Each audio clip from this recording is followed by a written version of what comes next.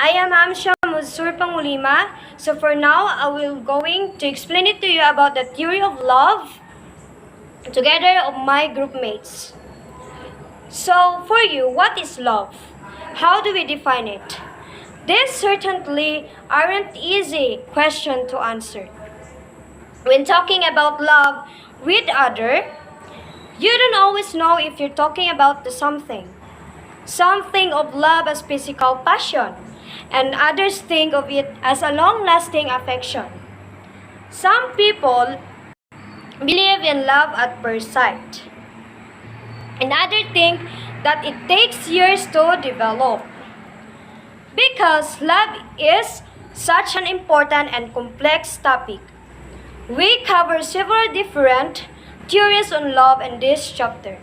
So in these lessons, we'll focus on a classic idea that deals with love triangle by Robert Sternberg triangular theory of love.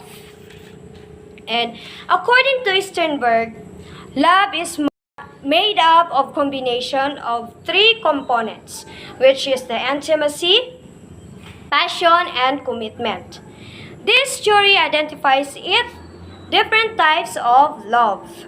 The difference between each kind of love is how much of each element is present in the relationship triangle. In this article, we will explore the different kinds of love identified by Sternberg's triangular theory of love and how they are explained by presence of each component or lack thereof. So, let's first have a look at the three elements. First, intimacy. So what is intimacy? Intimacy means it's the feeling of closeness between two people. It is familiarity and bond filled in a long-term relationship or between a parent and child. And the second, passion. Passion involves desire, physical attraction, and sexual chemistry. And the third one, commitment, is what causes people to remain connected with another person through romance or through friendship. The decision to commit is what moves us to love. In the formation of different kinds of love, these elements will be present in varying degrees. It is unique combination and three elements, which makes each form different. So, let us proceed to the different kinds of love, explained by Juliaus Miguel, Almie, Tabiado, Hamsain, Pangulima. So good afternoon, ma'am. So I am Juliaus Miguel from Kumalaranjit CSC of Cyclas. So today, my topic is all about romantic love and compassionate love. So romantic love. So romantic love enjoys all three elements form Sternberg's triangular theory of love, but not completely. They are both passionate and intimate, and the seeds of commitment have been sown. Example of a romantic love is the partners spend much time with one another and enjoy their closeness, but have not made plans to continue, no matter what. This may be not may be true because they are not in a position to make it such commitments, or because they are looking fashion and closeness and are afraid it will be die out if they commit to one another and start to focus on other kinds of obligation. So let's proceed. The next topic, it was about the companionate love. So companionate love is a deeply intimate and strongly committed, but without passion. There is a minimal or no desire between the two because there is no passion. I have here example of compassionate love. So, what love got to do with it? Well, if you are a psychologist who studies relationship quite a lot, we use the word love colloquially, but there is actually research in the social sciences that implicitly with understanding of different kinds of love. According to this research, there are different kinds of loving relationship that people might find themselves in. In this lesson, we'll talk about the companionate love, or an intimate but non-passionate love. This kind of love is different than friendship because it is defined by a long-term commitment by two people. In this kind of relationship, there might be that same passion you had when you first met a new person, but there's a deep sense of commitment and allegiance to another person. That's all. Hello ma'am, good morning. My name is Almie Rubio and my topic ma'am is all about the fatuous love and infatuation love. Fatuous love, it's much like infatuation but involves more of commitment. Those kinds of relationship having a whirlwind beginning and committed very quickly.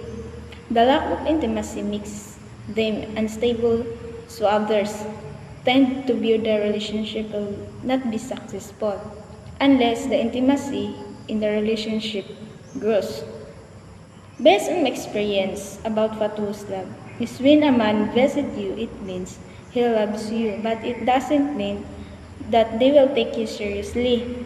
However, not all, because the man is just committed to having a story. It's probably not wrong for us to fall in love with a woman, but you will make sure also heartfelt love, and this is my experience of fatuous love. And the second is infatuation love.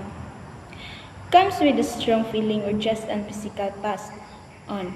It is not necessary to feel intimacy or commitment. In an infatuation also, this may be present to some extent. Infatuation is usually a step on the way to romantic love as two people get to know each other.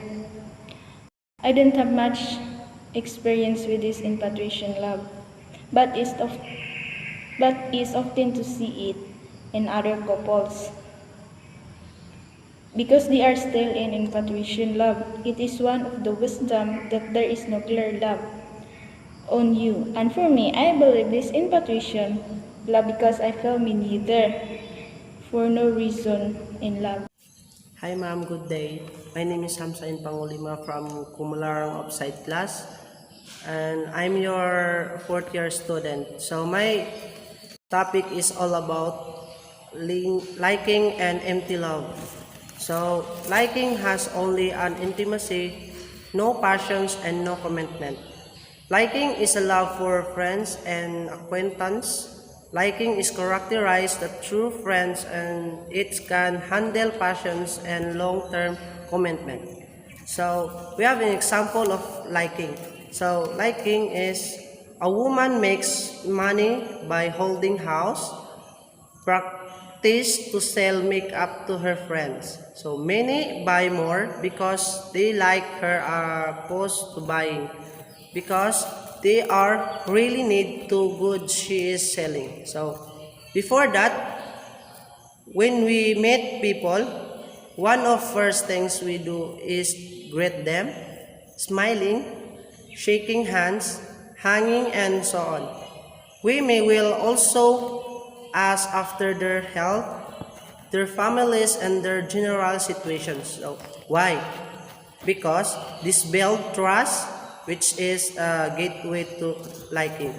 So let's proceed to the empty love.